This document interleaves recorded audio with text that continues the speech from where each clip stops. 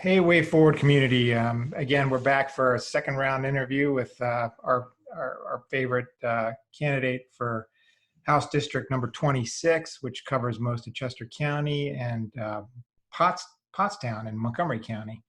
It's one of those heavily gerrymandered districts.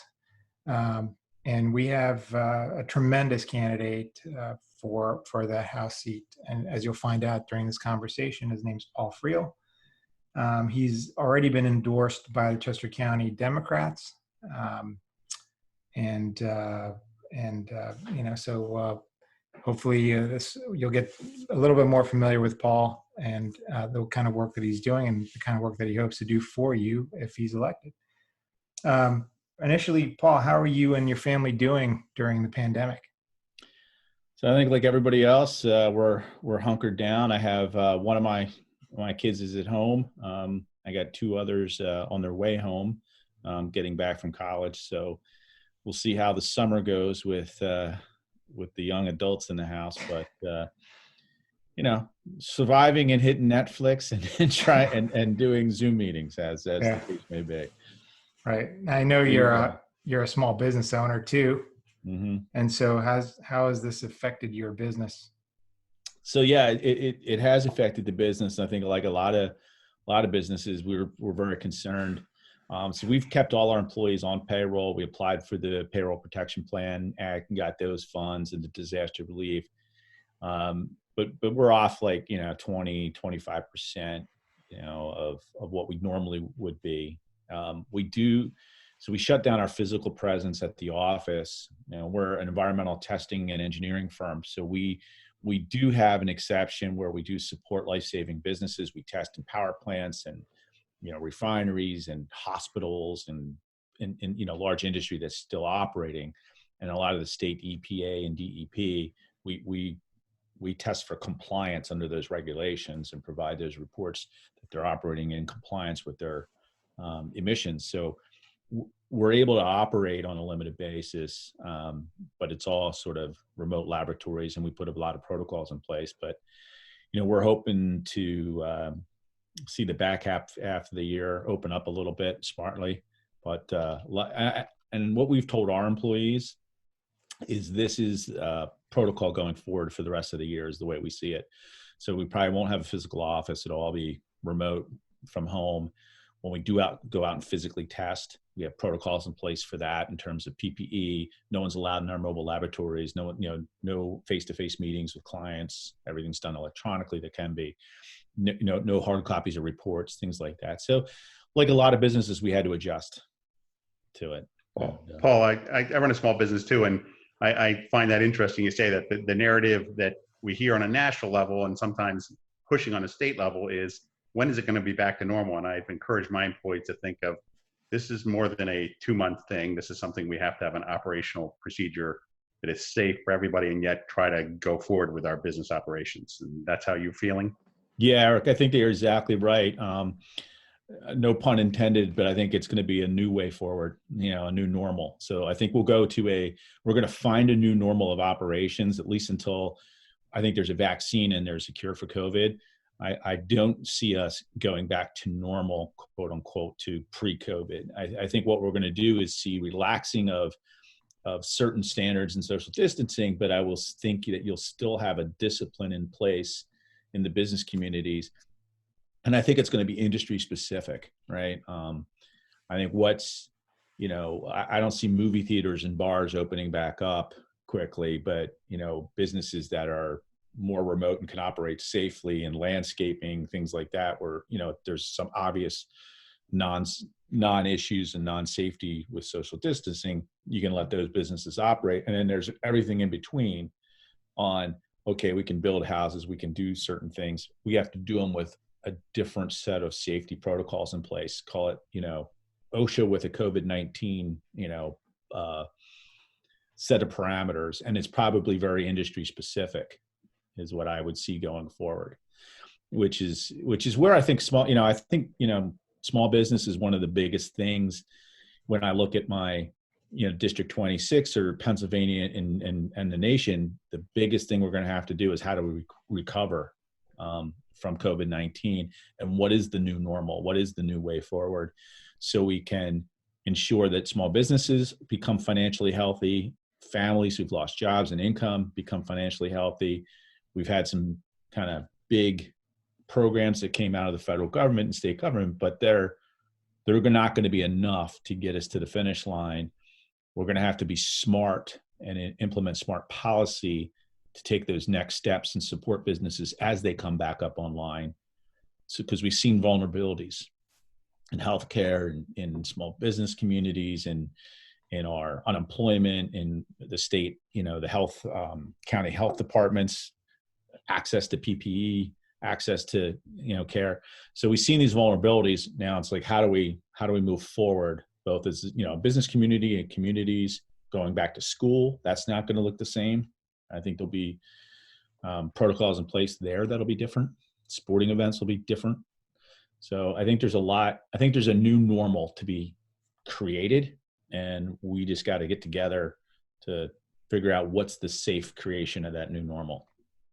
Yeah, I mean, as a small business owner and as somebody who wants to be in Harrisburg as a legislator, have you given any thoughts to what is missing right now? Like, what is missing from our protocol in order to get the economy moving again? Yeah. So I posted this online. You guys can read it, but I came out with, and I understand why the waiver program was implemented, but we have this individual waiver program versus industry specific stuff. For instance, why can Home Depot operate but not the local garden center, right? That doesn't make sense. Thank you, Paul. So, yeah. It was easy since you were there, but that doesn't make sense. So there's some obvious flaws in the way the individual trying to have people just individually decide for 40,000 businesses in Pennsylvania how to operate, instead of saying let's look at it with industry and partner with industry to say, what is the safety protocols that need to be in place to allow this type of business to operate? And like I said, maybe the bar can't open tomorrow, and maybe that's just going to be a longer term strategy, but there's plenty of businesses that can operate if you're willing to operate under these conditions. And I think I would like to see so one of the policies I would change is, instead of individualizing those waiver programs, is coming out with a more like OSHA-esque certain safety protocols. And I think the state needs to be really aggressive in trying to provide the safety and availability of that supply chain for the safety, whether it's N95 masks, whether it's gloves, the PPE. We really got to be diligent in trying to find those supplies and make sure that they go to the businesses that need to operate. I think we got to do more to support, and you see food vulnerability is another thing. Pennsylvania is one of the larger agriculture states. Part of District 26, the western part of has a lot of small farms, small dairy farms, which are small businesses, in fact, but they're also an important part of our food supply that supported a lot of local restaurants. So now we got to find a path for these guys to, okay, if the restaurant business is declining because of COVID-19, how do we get it to the supermarket shelf? How do we help these dairy farmers and these small farmers survive and find, support specific for them and help them and encourage them to get into our food supply? Because, food supplies, it gets interrupted in the Midwest because of how we do this here in the United States. You see that local food supply is a really important thing, and we need to be investing in that and not allowing large commercial farming to put that out of place. So when I think about, what are those policies that are specific to COVID-19 that are going to be facing Harrisburg with small business, it's things like that. Like, how do we invest in businesses that are local to Pennsylvania and not just favoring these large corporations that many of them are headquartered out of state, right? How do we make sure that the small business community thrives? Because those are the ones that are employing folks in our communities. The money they earn stays in the communities. They hire accountants in the community. So there's an economic reason to do that, and self-interested reason for us to do that. So that's on the business side where I would see that going. I think one thing that's been lacking is testing and contact tracing. Although we've heard this administration say repeatedly that anybody who wants a test can get a test. I don't think that's true. I don't think tests are as widely available yet as they should be, and they should have been. And the whole idea, I thought, of social distancing was to flatten the curve, and give healthcare providers enough time to get enough testing out there and contact tracing, so we would see a decrease in the number of infections going forward, and that just hasn't happened. And so now I think I mean, I want to get your thoughts on this, but to me, it's incredibly disingenuous to have some politicians in Harrisburg arguing that we should just forego everything right now and just go ahead and open up and resume life as normal and pretend that the COVID virus isn't around, because I think that's just going to be catastrophic for our folks. I think it's going to create a healthcare nightmare, an economic disaster. It's even worse than what we're going through now. But I think you're 100% right. I mean, I think there's two things that, as a state, and this is where when you look at the healthcare vulnerabilities, not having health departments in each of the counties is really showing that since we haven't invested over time and it's not been a priority, it's been hard to stand up testing, hard to stand up contact tracing, because we don't have the staff or the training or the infrastructure or the software to support that well. So we're trying to create it. And you're exactly right. The reason that we put these things in place is to flatten the curve, but also to give healthcare in the state time to build in the capacity to make these adjustments, so we can, as we figure out what that new normal is, we have a path forward on the healthcare side.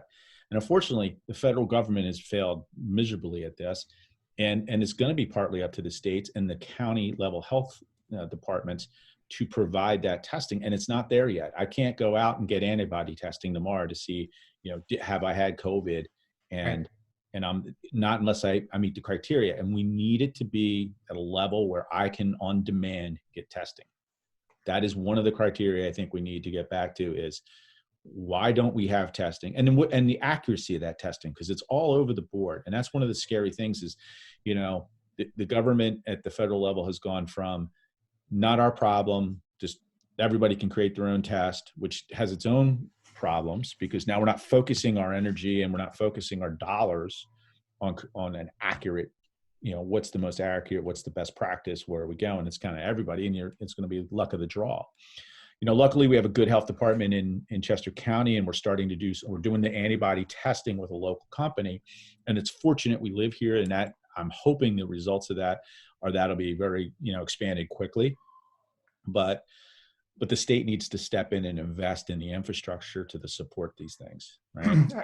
I think your voice is particularly needed in Harrisburg, because you can help the governor avoid a little bit of the trap that the GOP is trying to put him in. As a small business owner, you have an economic interest vested in resuming life as normal. You don't get a paycheck. You are the business owner. And so, don't remind me. yeah. And so a lot depends on you resuming your activities, but you're not going to do it at the risk of infecting more people and harming your employees or harming the public.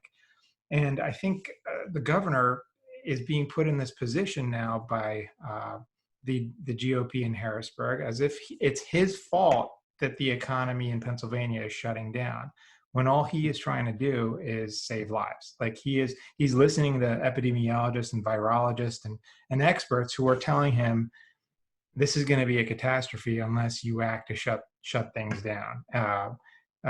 So yeah, and I think the risk is that, let's say, I just think that it's disingenuous to say, and it's political theater on the other side to say, let's just open it all back up and let the chips fall where they may. That is the 100% the wrong approach. And it doesn't mean we have to stay locked down forever either. I think the approach is, what do the experts, what does science and data tell us on how to operate safely? What resources do we need to make that happen? And until we do that and have that path, the path to me isn't closed and then you're open. You're closed and then you're open. in a wave by industry that makes sense with these safety protocols and with the resources to do so safely in place. And I reject the idea that it's just close the door or open the door. We need to be smart about incremental steps. And I'm a pragmatist. It's incremental steps to open the economy that makes sense with the industries that make sense to do it. Not all of them will. And the resources where we have a responsibility and a partnership with private industry, this is a perfect private-public partnership to get these resources for safety protocols in place. And we need to act as a government to do that. Instead of saying, hey, let's just open it up, say, hey, let's make sure we get these resources. How do we fund those resources? State of Pennsylvania legislature, go put that in place so we can get small business back to work. And let's support them as they come back to work so they can rehire folks. And that'll get the economy going. If we have another wave of this and we start back up and then we have to close the state back down again and close schools back down again because we allowed the curve to get out of control again, it's going to be worse for our long-term economic recovery and health than if we just wait it out. And I'm not saying we wait it out. I'm saying we take active steps to get back to work. But we got to be smart. We can't allow ourselves to be fooled and then pay the price and kick it down, down the can down the road for 9 months.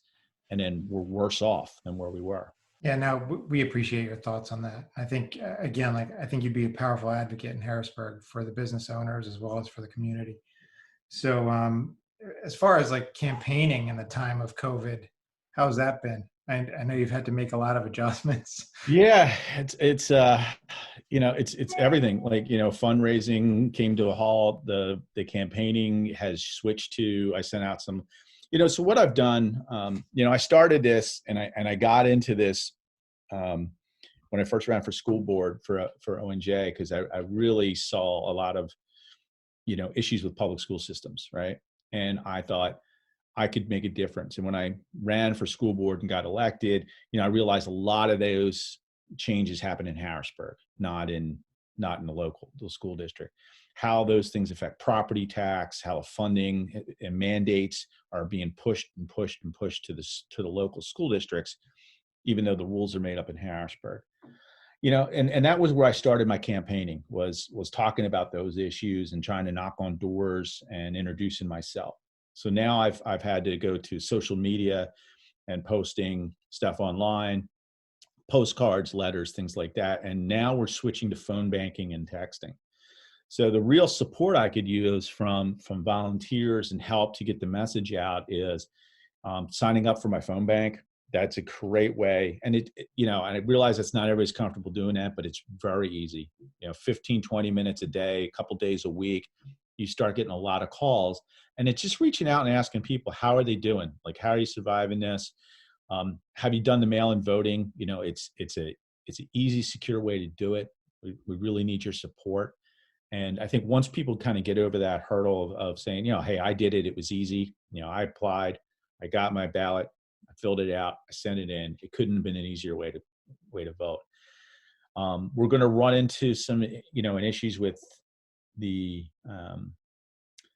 precincts, where, we're going to have enough poll workers. We're going to have to consolidate. So there's going to be some confusion when people go, and then how are we keeping everybody safe when they vote? So there's going to be some challenges. So I think the part of the campaign right now has been focused on educating voters on mail-in balloting and getting out to the polls where, when and if and how to do it safely. And then once we get through the primary, assuming, if I can get through the primary, then we're going to focus on educating the voters of the 26th district on what are the real issues here. And that's where we need someone who's going to be in Harrisburg. It's going to represent our community and not going to be a rubber stamp for a party or a special interest. It's about, what's doing the right thing look like. Pennsylvania ranks 50th in the country in disproportionate allocation of funds to school districts. That's a sin. That means it's an equity issue where we're not funding certain school districts to the level we have others. That's why ONJ, is in the middle of the pack. We would gain money in a fair funding formula. Coatesville, Pottstown, Twin Valley would all benefit. Southeastern Pennsylvania typically is underfunded. Some of these school districts, so much so, it's 13 and 14, $15 million where they pay teachers a lot less. They're not able to get kids online learning today, where, we were able to get quickly up online. Pottstown was 2 months trying to figure out, because they don't have the same resources and their kids are disadvantaged of other kids. And that happens in Harrisburg. It's also when you look at how those mandates affect tax rates. So it's the poorest districts in this state that have the highest millage and the highest tax rate, because the burden is shifted from where we used to fund school districts, maybe, 40, 50% of the money for a school district came from the state. For instance, at L&J Roberts, 89% of our funding comes from local tax revenue, which means every budget decision that cut at Harrisburg was an increase in property tax to our district, every single one. So for 30 years, when Tim Hennessy was voting to reduce a budget in Harrisburg and coming back, and every single legislator that did that actually increased your property tax.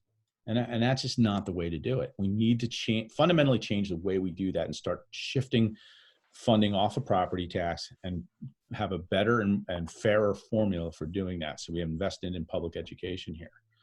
Well, I think, yeah. sorry, I thought it was very interesting you brought up your opponent, because I know recently he signed on to acknowledging the disproportionate funding, particularly for like schools like Pottstown. And he sounds like he's being an advocate, but his history is rubber stamping all the decreases really in that funding all along with the Republican Party. You're, like me, a pragmatic progressive where you see these issues, but you realize that there's the other side. How, if you felt you got to Harrisburg, would you be able to work with that other party that now presently is in charge of the House? Would you feel comfortable in dealing with people that have maybe opposing views, but your pragmatic and business background might help you in that? Yeah, and listen, I'm an incrementalist, right? You couldn't just say, hey, let's just fix it tomorrow in one fell swoop and pull $15 million out of one school district and give it to another. I mean, you can't absorb that decrease nor absorb that increase appropriately, right? But what you can do, for instance, the fair funding formula, is we can implement that over a course of time. Maybe, it's 10% a year, 15% a year. As we shift the formula, allow those school districts on both sides of that to be able to absorb the changes in what that means for your budget, right? So there's a pragmatic approach to it. My opponent, came kicking and screaming to this one issue, but still voted for vouchers, right? So vouchers is another way of dismantling public schools. It is funded by taking your tax dollars out of your public school and giving it to private for-profit or parochial school districts.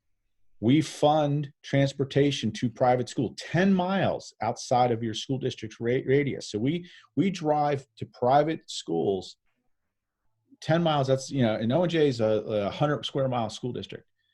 You add 10 miles around the perimeter of that, you add 800 square miles of potentially where we must drive. That's a big cost, incremental cost that we don't do for our own kids in district, but we have to fund, right? We have cyber charter schools, one of the biggest plagues coming up and stealing money from public education. They are not bricks and mortar charters. They don't serve the same purpose. They are paid at the same rate as a bricks and mortar school, and they're predatorily taking advantage of disadvantaged districts like Coatesville and Pottstown, and they're going to come after our students. And that is a way of taking taxpayer dollars, not providing the same education that's available in a public school, not providing the same services, but getting the same payment. Part of that payment goes to the profit of the organization. There's some of the most profitable companies in Pennsylvania, and they have the highest lobbying and dollars spent lobbying in Pennsylvania. And these predatory cyber chargers are staking millions and millions and millions of taxpayer dollars from single school districts. That has to stop. That funding must be changed. I'm all for fair payment for, families that are going to send their kids to a charter school that needs it, but you can't disadvantage a public school system hold them accountable for providing these services, not hold the for-profit company accountable to provide the education or any of the other services and pay them the same. That's just fundamentally unfair. They're atrocious in their delivery of education results, about 40% graduation rate.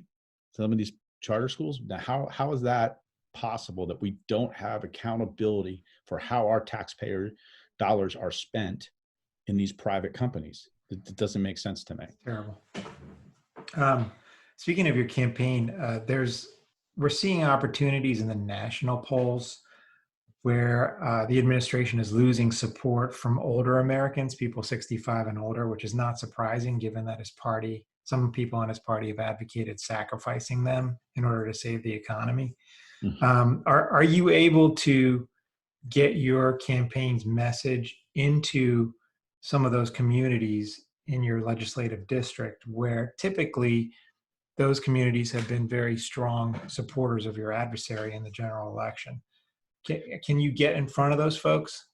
I think it's a challenge to get in front of the folks that normally be knocking on doors and visiting. I've sent out, and this is unfortunately, this part costs money when you send letters and send mail, right? Direct mail, which is sort of the way to reach some of these folks, versus social media is going to skew slightly older. So what I did in my first mailing, I mailed a letter out. And anybody who was, I think, 55 or 60 or older, I mailed a physical mail-in ballot application.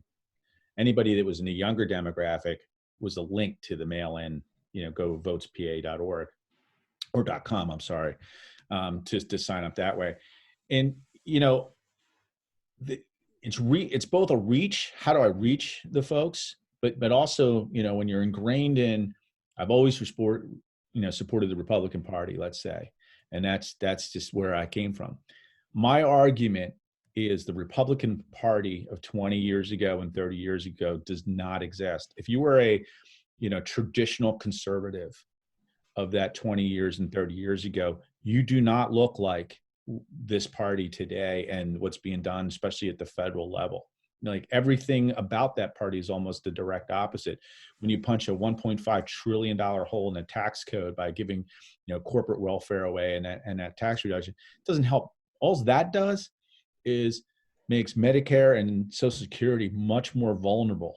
And there are going to be cuts to those things in order to fill that, or you're going to have to fill it out with the taxes in the economy. That is not traditional conservative ideology, right? So if that's where you came from and that's why you were voting for that party, we need to make the argument that doesn't exist any longer. And we also need to make the argument, and this is where, I am a pragmatic, progressive, I'll say, Eric, to steal your term, is it's not about party. We can't, everybody in the Republican Party can't own every word that Donald Trump says, just like everybody in the Democratic Party can't own every cliche Democratic saying on Fox News. We got to talk about what's local and what's policy. That's what matters. Let's vote for people, right? Let's vote for how are you going to vote on this issue? How are we going to get business back to work? How are we going to get our kids educated? How are we going to make sure our seniors have medical care? How can we cap premiums and healthcare costs so that you do not have to make a choice as a senior citizen of, hey, I have school taxes that are rising, my property tax, or I got to pay for my diabetes, my insulin. That's a horrible, real world decision that folks have to make today who are on fixed income. And property tax reform, or at least freezing property tax for senior citizens that are vulnerable. There's a tax rebate program for those folks. We need to make sure that we're protecting vulnerable citizens that are in those positions. We need to look at healthcare costs and say, do we have levers as a state that we can put on private insurance companies or public, however we do it, to cap what I'm going to pay for my insulin every month or every year, whatever that is. So I can make life-saving medication affordable. That argument is a direct argument. It doesn't have anything to do with what party you belong to. Is this the thing that we want to invest in as a society? Is it the right things that's where government belongs, is to put the guardrails on, right? I'm a capitalist. I believe in capitalism, and I'm a small business owner. I want to see it be successful. I just want an even playing field. And then there's certain things where we got to say, society's best served. There's a reason we have a police force. There's a reason we have public roads. There's a reason we have a post office. There's a reason we have healthcare. It shouldn't be for profit driving all of those decisions. So those are the guardrails that government puts in place that allows us to act then within those guardrails, those safety nets for society. Hey, then let's let the innovators win and let the folks who can deliver those services best win. But we as a legislative body and as a government need to be able to put those guardrails on and those safety nets in place. And that's where I see the role of it. And it has nothing to do with party. It has everything to do with what's the right thing to do for our constituents.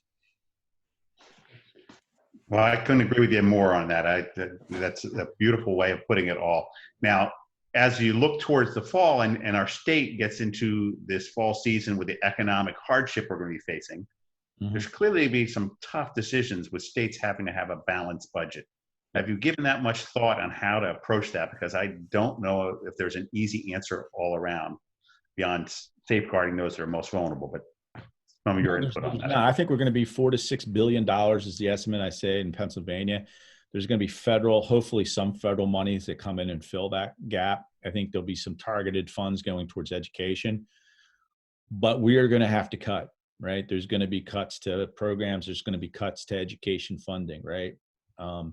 It's how do we prioritize what they are, right? And that is going to be one of the most difficult decisions that the admin and the legislative body is going to have to make.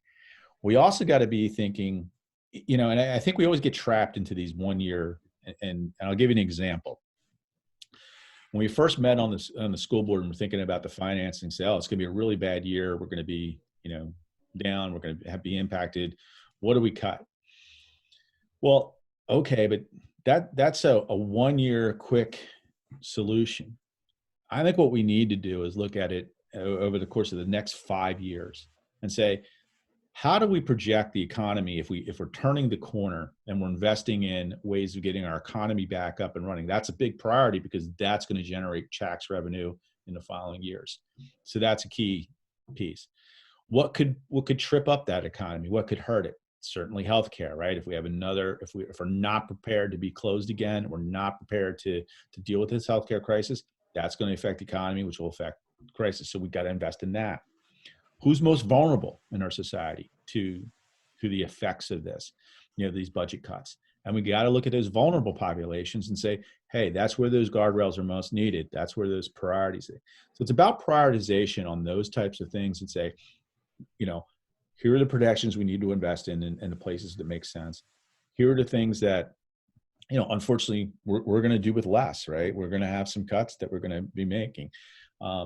What they are, I don't know, but I think if we come at it from what are the priorities and what will have long-term economic benefits over the following couple of years, that's the way I think we can look to make those changes. If we look to try to solve it all in 90 days in one big cut, I think we'll make mistakes, and I think we'll make mistakes that'll affect us long-term in our economic recovery as well.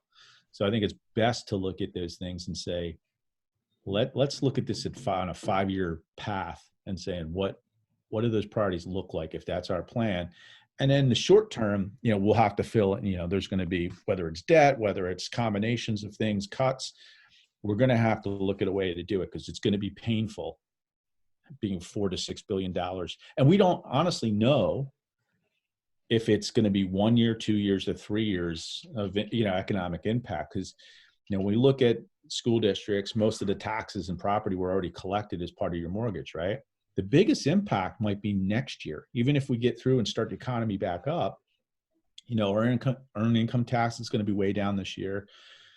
Our real estate, we don't know if that's going to recover quickly or how that's going to recover or if that's going to go down. That's a big question mark. And if I'm going to predict when taxes would have a hard time being collected, it's going to be for 2021, not the ones that already were collected. So I would predict next year is going to be a tougher potential year from some, tax dependent entities like school districts in Pennsylvania. So we got to be thinking, how does that, what's that going to trickle down to? How's that going to work? And how are we going to fund those the next 2 years and 3 years down the line until we can come back to a balanced budget? So that's my thought process, at least, and how I would tackle that would be over that kind of a timeline, because I think trying to just look at the immediate problem and the immediate funding shortfall could lead to bigger problems, next year, or kind of you get into Groundhog Day, right? Every year. Speaking like a businessman, that short-term quarter returns and the stock markets go up and down. And when you're a small businessman, you know that sometimes a year you're going to take a hit, but you have to look down the road for the long-term investment. That's exactly right. I mean, you have to look at what's going to happen, and we got to invest in, how do we make families in Pennsylvania financially healthy, next year and the year after. This year's going to be tough, period. There's not a quick fix. Yeah. But there's things we can do now that are going to start to pay off next year and the following year. And those are the things we need to be doing, You brought up schools a lot, and we know that you were a successful candidate for the OJR school board last year. If you are elected to the General Assembly, will you still be able to serve as a school board member? Yeah, my intention is to serve out my 4 years on the school board. I mean, school board's a part-time, unpaid, volunteer position. It's basically Monday night, 2 to 3 meetings a month on Monday night. That's the school board commitment. So, and I got involved with that because I really believe in my community, my school, and I want to see it do well. And so as long as I'm not a distraction there, I fully intend to serve out the 4 years on the school board. That's good to hear. I'd be remiss if I didn't ask you this, but what are the plans for the upcoming year on the school board? Like, are people more focused on digital learning for the time being, or are they thinking about how to open up the school? Yeah. So honestly, we're, PDE is driving a lot of that, and that's coming down from the state in terms of, and if you saw, the Secretary of Education of Pennsylvania did an interview about a week and a half ago where it said, hey, we may not start back in the fall. He reversed that this week when he testified before the state Senate, saying, yeah, we fully intend to be back in business in the fall. So that's hopeful. I'm really happy because that is something that would be very tough to plan around another closure, because we're not prepared. I think teachers did a Herculean effort getting this up and running and trying to get students' education online, but it's not the same as being in the classroom. And so we are going to do everything in our power to plan for and look at what is the safest way to operate as we get back. Because like I said, there's a new normal, and PDE, it's the Pennsylvania Department of Education, is going to put, I'm sure, plenty of suggestions and programs and protocols in place for how, and we don't know what that looks like yet. So every school district is going to have to, as those regulations come down and those suggestions come down, look to how do we implement that in our school district. On a longer term horizon, online learning, I think it's the Zoom, there's a lot of benefits to having this big social experiment, some good, some bad, but these Zoom meetings, these Zoom education, there's probably ways that we can look at online and digital learning to augment traditional learning, which is a positive. And if there's a potential where there's a closure again, we're going to be much better prepared and maybe have a different set of tools to deliver that online learning experience than we do today. Nobody was prepared to just flip a switch and go to online learning. So it's really important as we come out of the school year to do a postmortem on this and understand what worked, what didn't work, what technology worked, what didn't, and what investments do we have to make as a school district in order to deliver on online learning, and what's its what's its purpose, or how does it exist integrated into the traditional learning experience in the future to improve our, academic achievement or improve flexibility for students. There's a lot of things that can happen with this.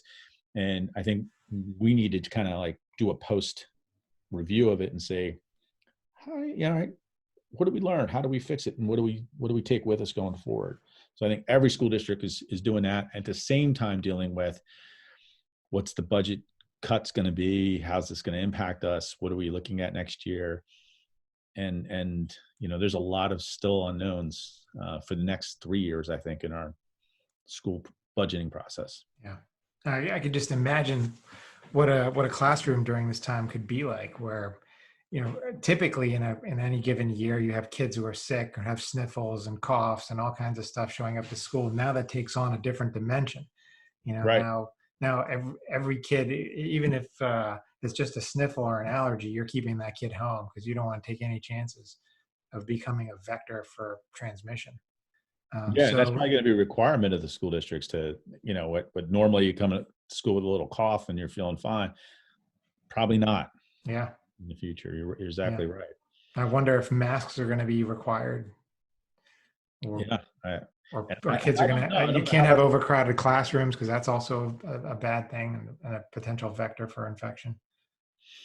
Yeah, it's a lot of challenges for school districts in particular because of their potential to be vectors. I mean, same with gyms and things like that, where you have people, 30 kids in a class or 25 kids in a class and switching class to class, 150 people touching that doorknob in a day. It's just a hard thing to imagine. What do you do with that? Right? Yeah, no closed doors. Every door's got to be open. So a lot of challenges with the new norm, right? I don't think we have all the answers yet. Yeah.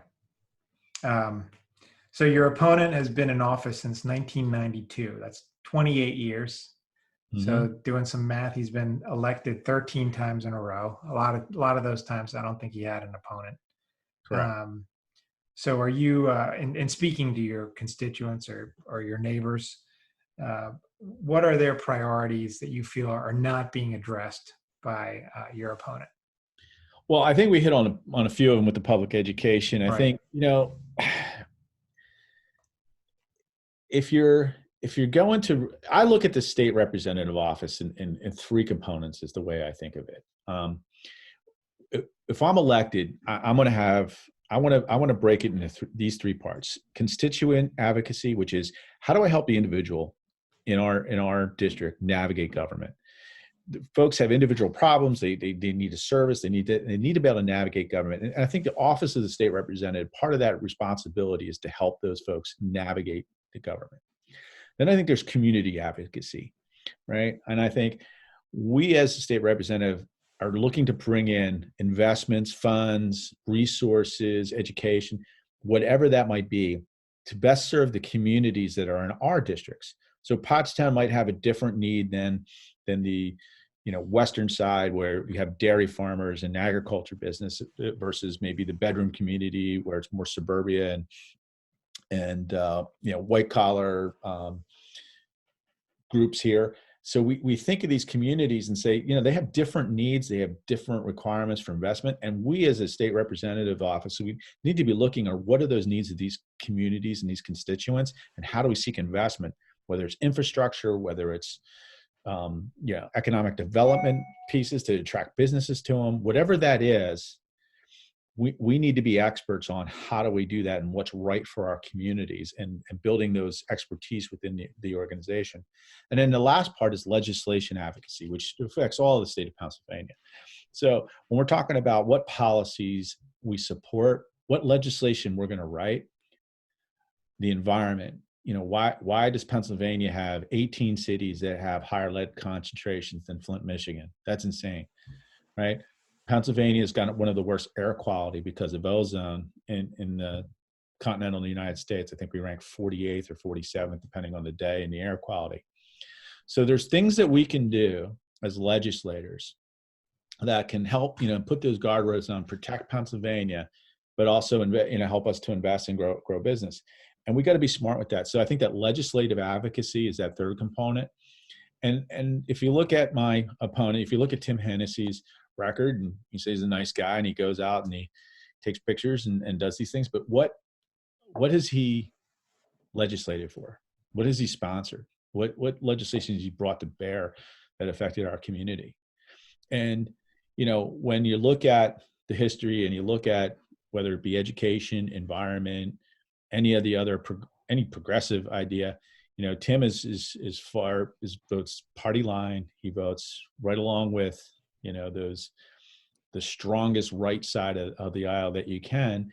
And it's sort of rubber stamped. And I'd like to see leadership in our district that's looking at not what the party, it's not about being a team player. It's being about a representative of our community and the community constituents. And those are the votes that need to be taken. That's the legislation that needs to be written.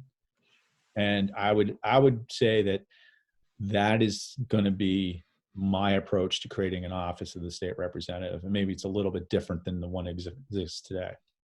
That's terrific. Are there any endorsements that you'd like to highlight that you've received? Certainly both Montgomery and Chester County, conservative voters of PA, which environmental, Chrissy Houlihan, Marian Moskowitz, Katie Muth, and Danielle Otten, like all those guys have given me endorsements, which is great. A few others I know are going to come post primary when they start announcing those. Hopefully, some of the Way Forward community folks will get behind us and support us. Turn PA Blue, and there's a host of other ones.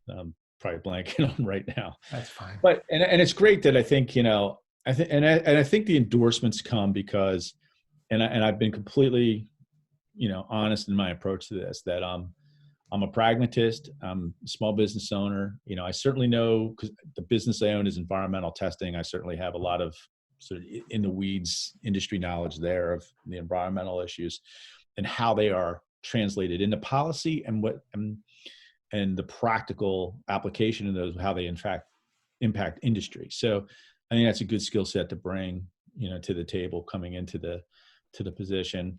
And I just think there's middle ground here, right? I just think there is. I think there's a path forward with this new normal where, it's not all or nothing decisions here. It's what's the right thing to do and how are we're going to have to make compromises. We're going to have billions of dollars less here.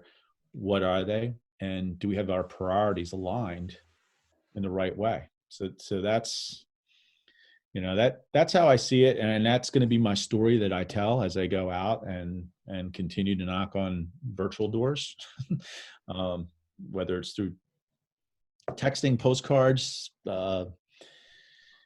Hopefully we can do some more things like this. I think this is a great venue is to talk about some of the specific issues that come up and maybe we can address them through like a recorded Zoom or video. I think that's maybe we'll do specific issues if we want to get into the weeds on any of the things, that'd be a great thing to do as well. I'd like to see how small businesses, and I'd like to ask constituents, what are they afraid of?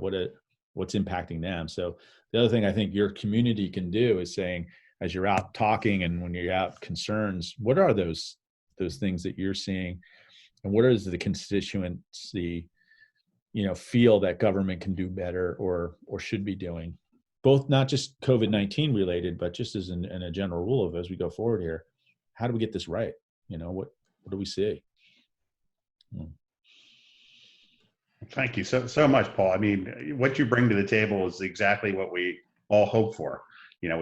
Everybody sings about wanting change in government at the state, at the local, at the national level, but you bring that with an intelligence and intensity and experience level that's just terrific. And I can't thank you enough for speaking to us. And I am so happy that you're running, and we wholeheartedly support you. I don't know what you have to think about that, Garen. Oh, absolutely. Yeah. I was going to ask, what else can the Way Forward do for you to help you win?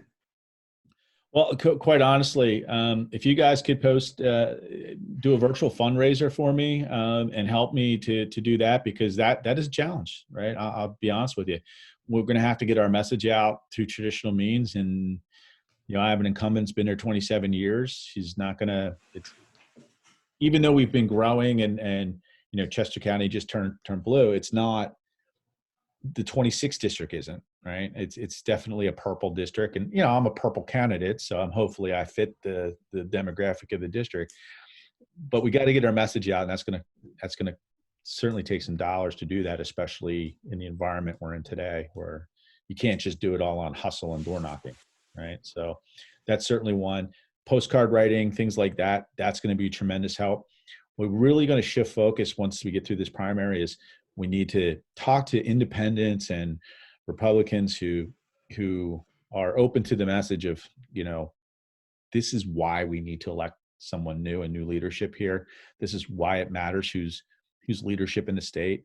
If the PA House flips, then it's new leadership on every committee, which means that different sets of legislation makes it to the floor. I mean, things right now that just don't make it to the floor that make perfect sense because certain leaders block it, and it might not even be the one in your local, it'd be the far, the extreme part of that party that's blocking stuff.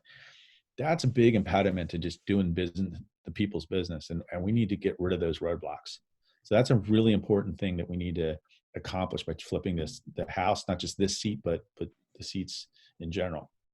So, Amen. Yeah. Well, I appreciate everything you guys are doing. And I think it's been great what you guys are doing on the way forward and getting out there. How are you guys hopefully surviving COVID and, keeping everybody engaged? Right? Yeah, for sure. Thank you so much, Paul.